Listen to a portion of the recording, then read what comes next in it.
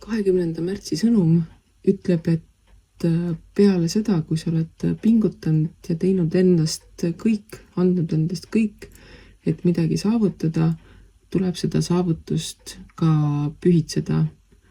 Eriti hea on seda teha selliste inimestega, kes saavad aru sinu pingutusest, kes mõistavad sinu tegevuste sügavust või raskust ning nendega koos seda saavutust nii-öelda pühitseda on tänaseks kõige mõistlikum tegu.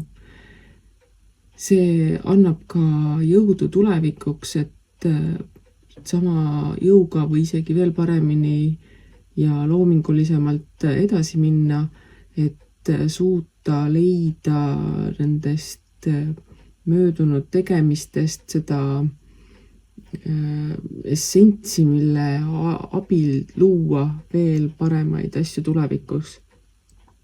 Mida iganes sa täna teed, see on igal juhul sinu tuleviku järgnevate pühitsemiste, pidutsemiste ja enese kiitmiste seeme ning mine tea, mis sellest tänasest kõik edaspidi välja võib kasvada.